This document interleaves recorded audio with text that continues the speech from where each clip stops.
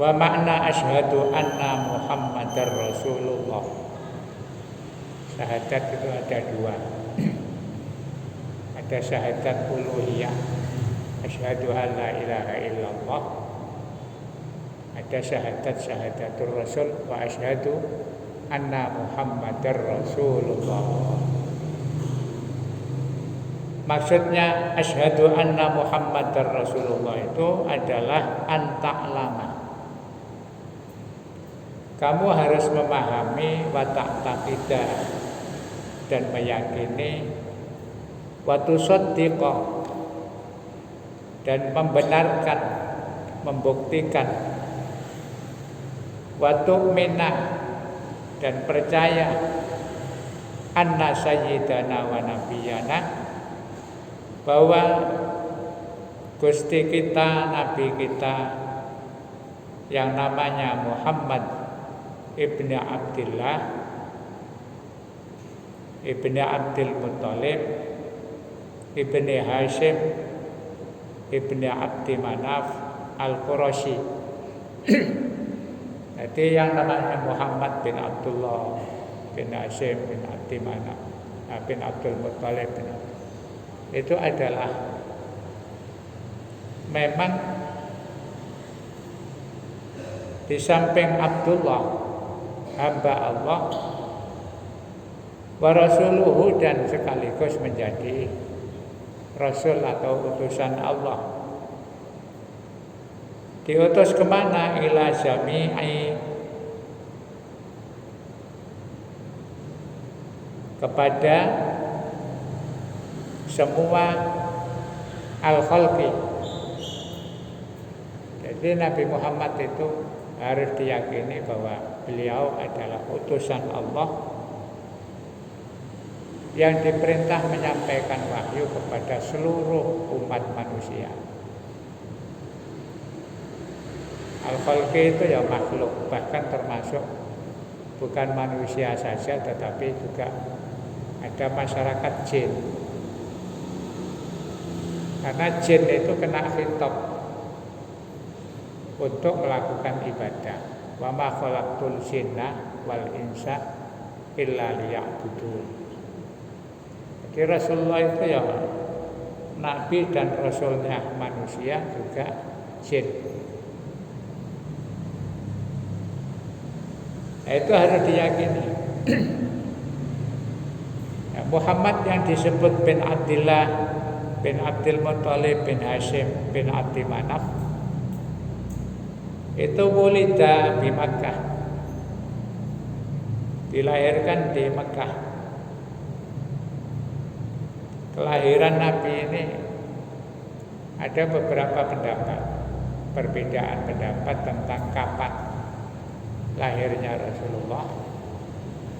Yang jelas lahir di Makkah. Ada ulama yang mengatakan Rasulullah itu lahir pada tanggal 8 Rabiul Awal. Nah, yang terkenal tanggal 12 Rabiul Awal. Karena ada dua perbedaan pendapat ini,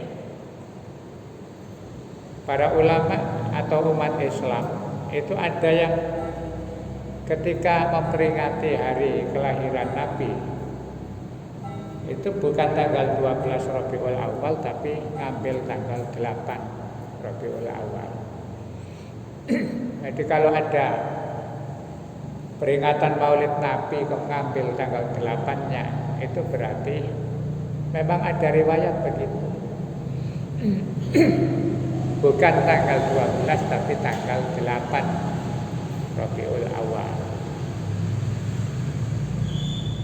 Berkaitan dengan Rabiul Awal itu, kemudian kalau ditanya tahun berapa,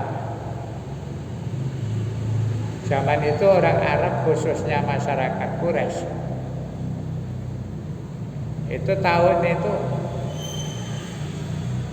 yang dikenang adalah ketika Rasulullah lahir itu bersamaan dengan peristiwa besar di mana Ka'bah itu mau dihancurkan oleh seorang raja yang bernama Abraha dari Habasyah. Itu bersamaan dengan kelahiran Rasulullah. Nah, tentara Habasyah itu membawa pasukan yang menggunakan kendaraan gajah. Sehingga orang dulu itu kan untuk mengenang sesuatu itu yang dijadikan pegangan ya sebuah peristiwa yang dianggap itu di luar kebiasaan. Maka Rasulullah itu disebut lahir tanggal 8 atau 12 Rabiul Awal, tahunnya tahun gajah. Padahal yang namanya tahun Masehi itu sudah ada. Tahun Masehi itu kan berdasarkan tahun kelahiran Nabi Isa. Nah, para ahli sejarah meneliti, akhirnya ditemukan tanggal 12 Rabiul Awal itu bersamaan dengan tanggal 22 April tahun 571 Masehi. Jadi kalau mau memperingati ulang tahun kelahiran Rasulullah, kalau mau ikut kalender Masehi ya bulan April tanggal 22 tahun 571 Masehi.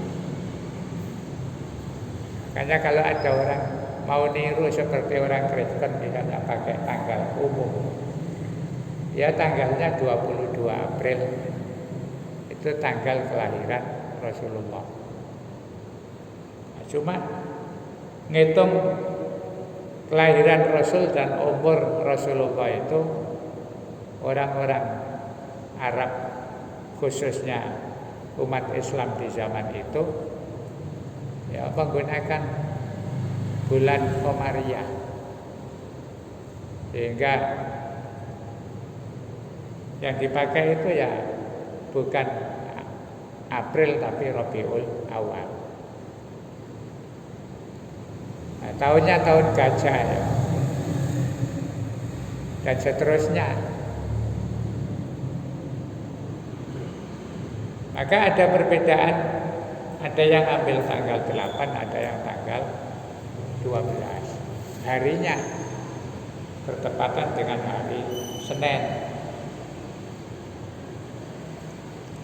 Hingga hari Senin itu oleh Rasulullah dianggap istimewa. Sebagai rasa syukur kepada Allah, beliau menghormati hari Senin sebagai hari kelahirannya. Maka setiap pas pada hari kelahiran, beliau selalu bersyukur dengan melakukan ibadah puasa. Tapi bukan setahun sekali. Ya, kita ulang tahun kan nunggu setahun sekali. Rasulullah itu berdasarkan hari, bukan bulan atau tahun. Merasa lahir pada hari Senin, ya setiap hari Senin itu disyukuri dengan cara berpuasa. Karena itu para sahabat ada yang tanya, kenapa ya Rasul engkau kok berpuasa di hari Senin? Setiap hari Senin mau berpuasa. Jawabannya Rasulullah, ya karena hari Senin itu adalah yauma wulidtu, hari di mana saya dilahirkan, wa yauma ub'atsu, juga hari Senin itu saya diutus oleh Allah menjadi Rasul. Bahkan wa yauma uhajiru, dan hari di mana kami hijrah karena diusir oleh masyarakat Arab. Itu kata Rasulullah karena hari Senin itu sangat istimewa.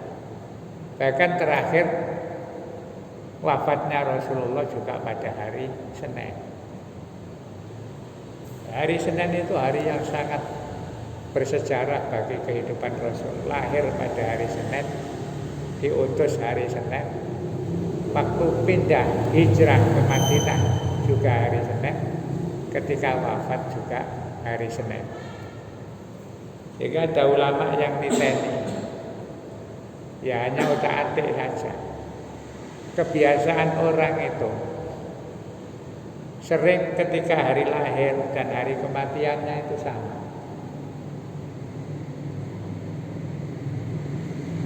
Kadang-kadang begitu.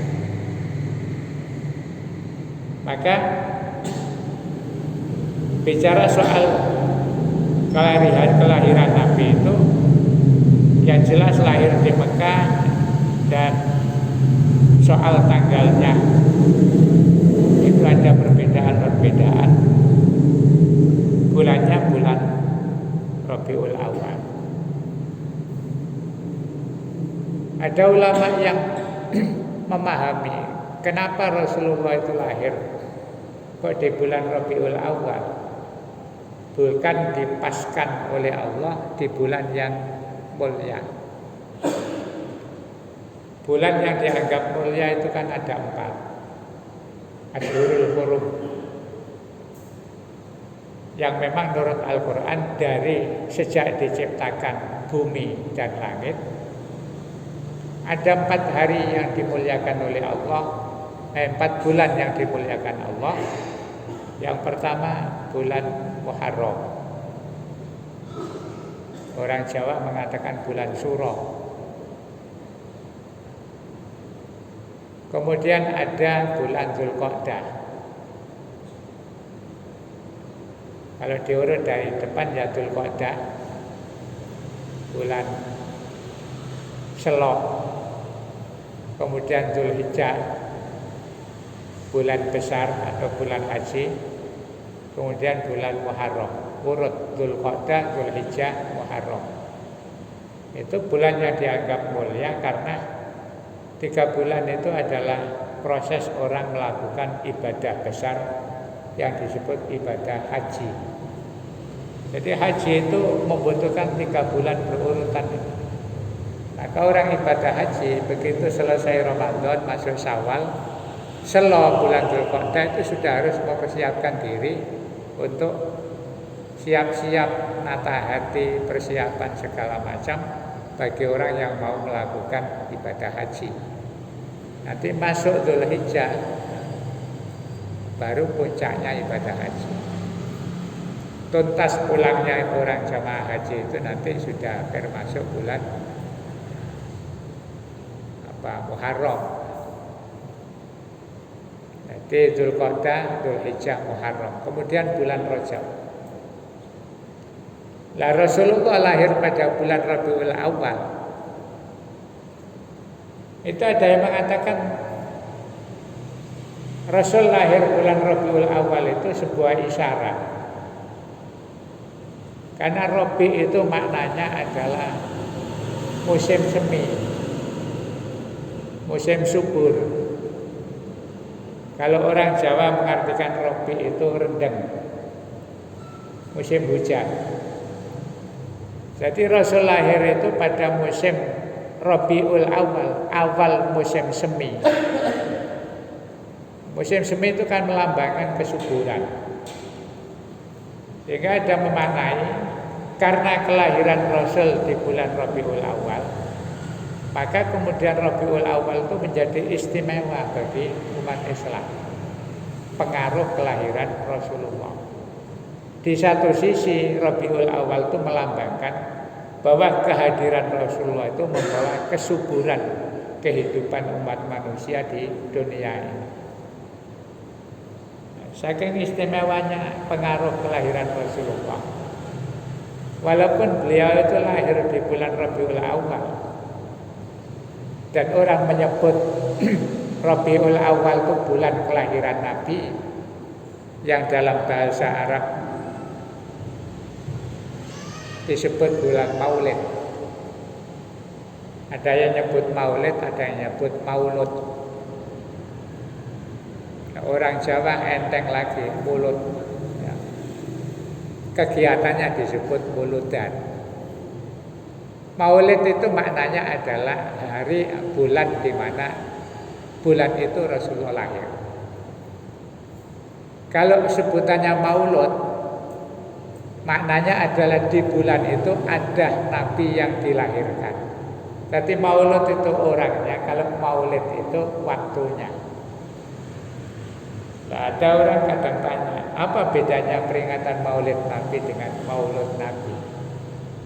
Ya bedanya hanya istilah.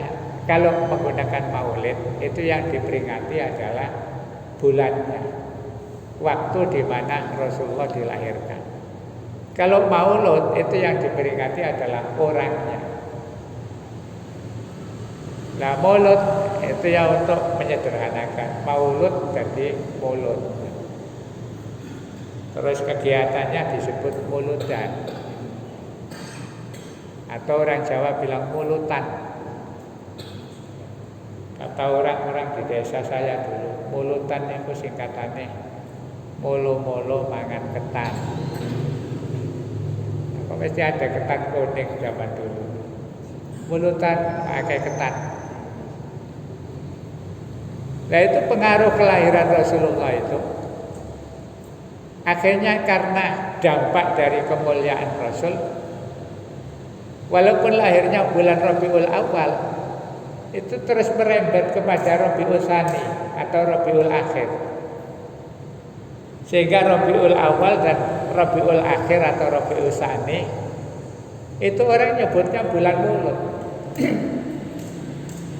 Yang pertama Rabiul Awal disebut bulan Maulud. Yang kedua Rabiul Tsani ba'da Maulud. Tadi sama-sama disebut bulan Maulid, padahal mestinya itu hanya Rabiul Awal saja, hari kelahiran Rasulullah. Kenapa sampai merembet kepada bulan berikutnya? Karena begitu dahsyatnya pengaruh kehidupan Rasul, kemudian kenangan orang itu sampai kepada bulan berikutnya. Maka dalam rangka memperingati Maulid Nabi, ada yang peringatannya itu bukan bulan Rabiul Awal, tapi sampai Rabiul Tsani. Kalau ditanya, lah wis mulut entek kok. Iki jenenge ba'da mulut. Setelah kelahiran Nabi. Orang dulu itu saking cintanya kepada Rasulullah, ulang tahun itu tidak cukup 1 bulan. Apalagi kalau di kampung-kampung di desa, yang namanya mulutan, mulai tanggal 1 Rabiul Awal itu sudah ada yang mengadakan peringatan Maulid, dan itu bergiliran. Kalau di kampung saya dulu sampai sekarang,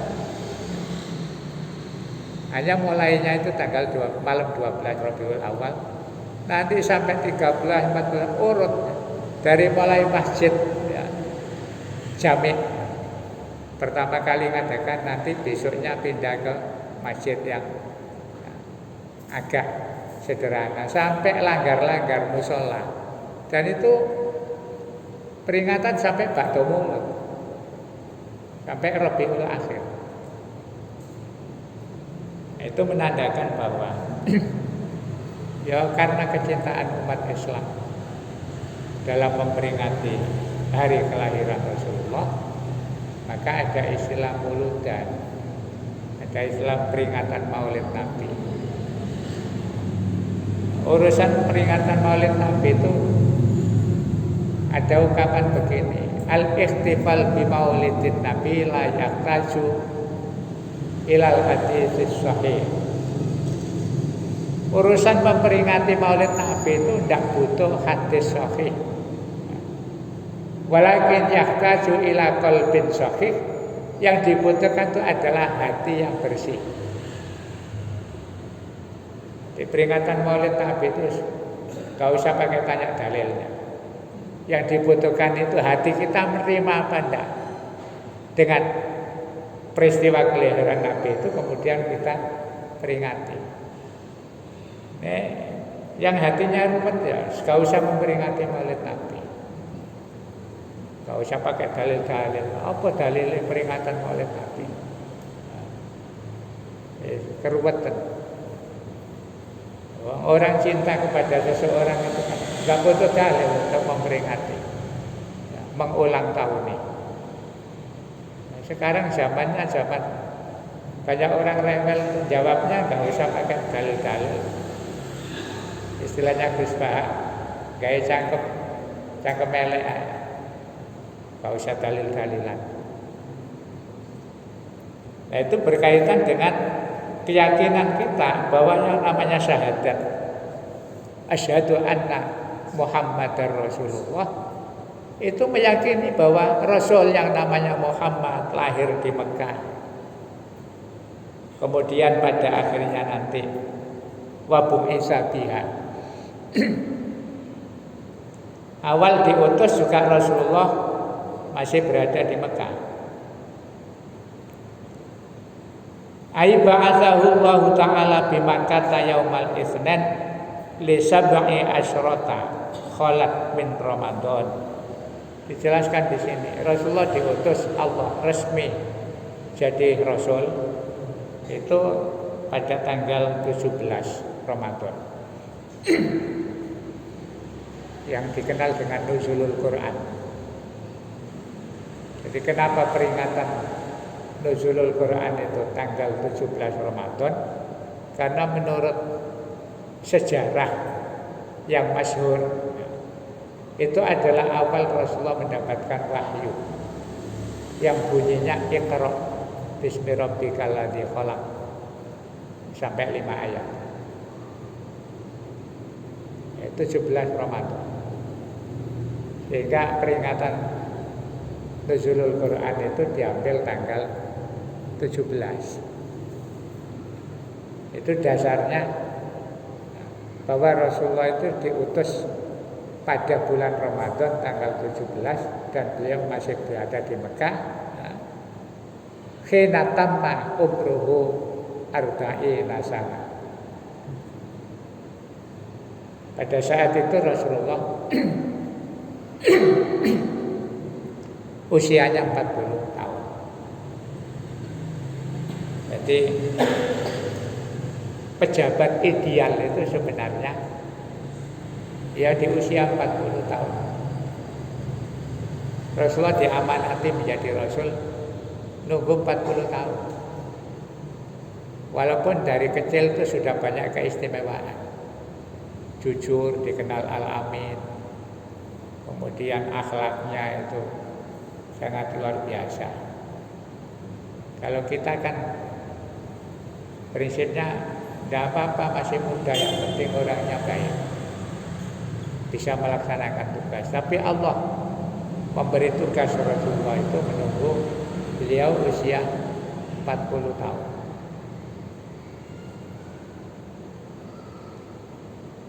Pada bulan Ramadan ba'da'an kamula sinnuhu arba'ina sanah, ketika usianya sudah sempurna 40 tahun.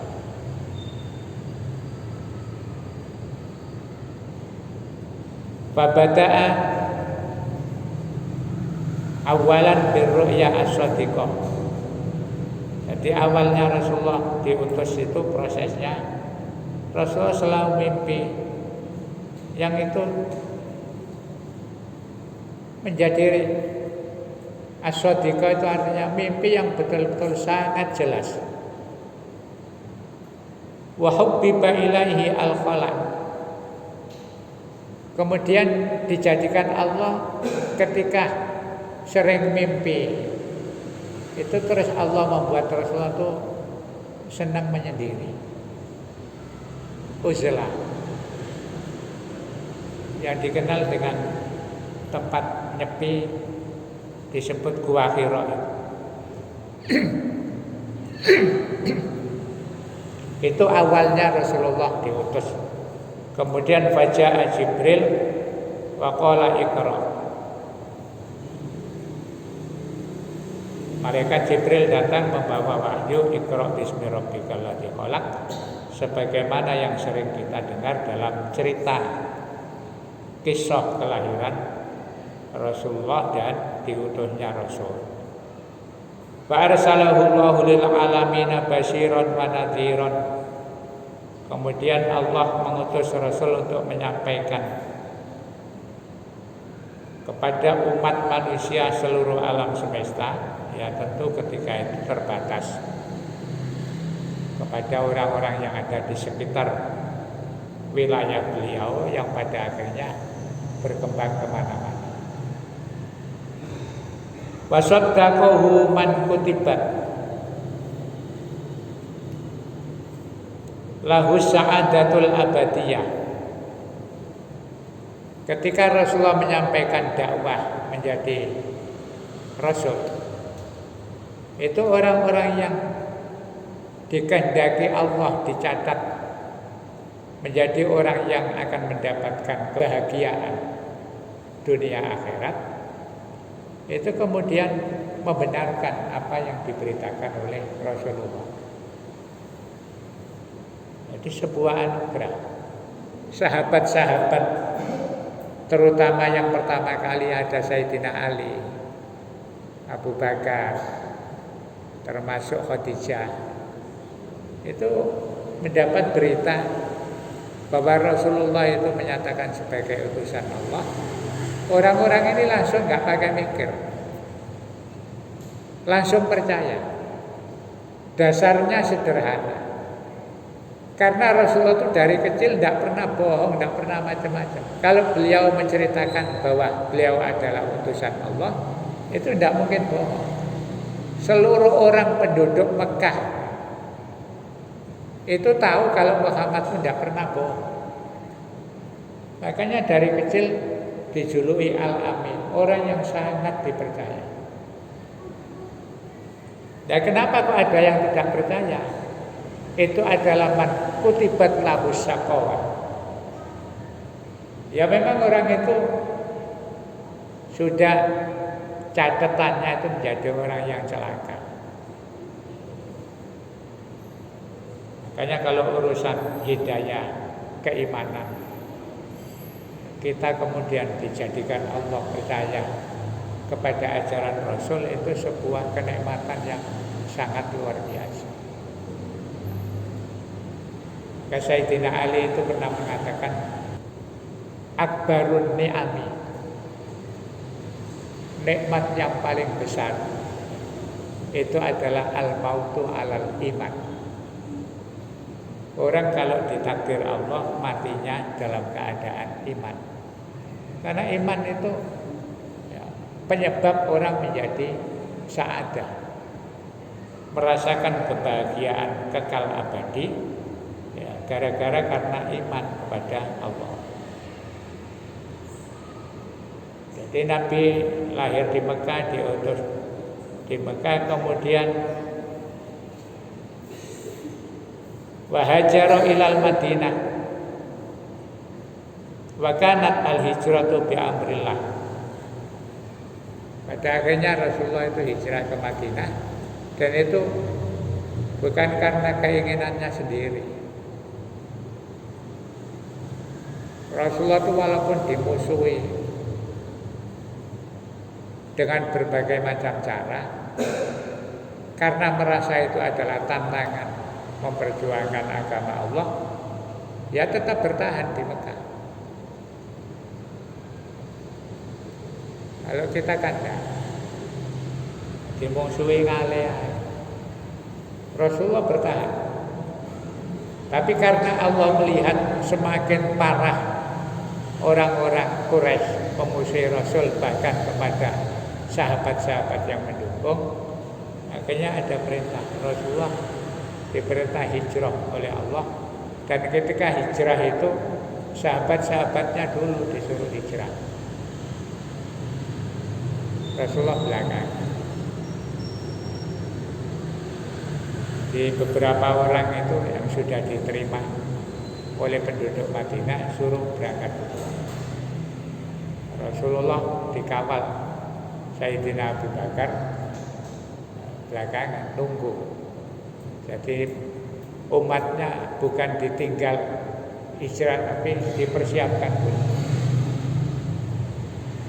Baru Rasulullah pindah Wa kanat qabla dzalika tusamma Yatsrib. Madinah itu waktu itu namanya Yatsrib. Jadi pada saat Rasulullah pindah ke Madinah itu masih disebut kota Yatsrib. Setelah Rasulullah pindah, namanya berubah menjadi Thaibah. Thaibah itu yang memberi nama adalah malaikat Jibril. Pada saat Rasulullah belum pindah, kan ada cerita Rasulullah itu pernah di Isra Mi'rajkan, dan pada saat perjalanan Isra itu perjalanan waktu malam, tapi perjalanan darat. Sehingga yang namanya Isra itu ya masih di sekitar alam kita ini.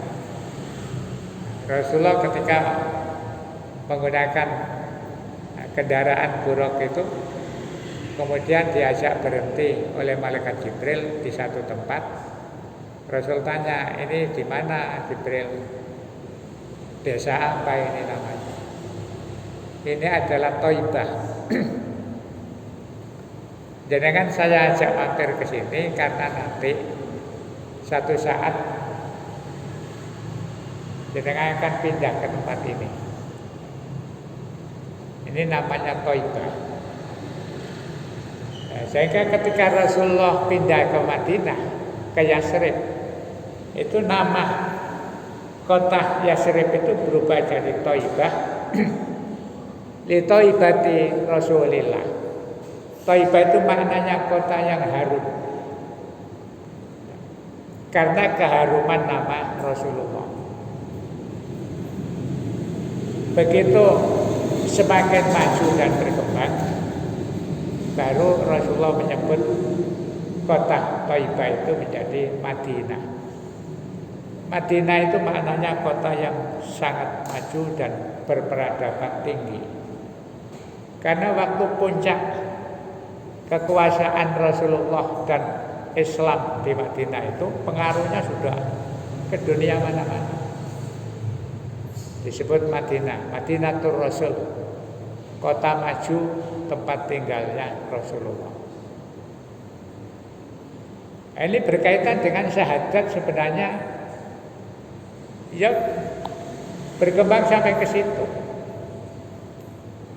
Harus dipahami Rasul itu seorang Nabi lahir di Mekah, pada akhirnya hijrah ke Madinah, dan kemudian akhirnya beliau tuwfiya bil Madinah, wafatnya juga di Madinah.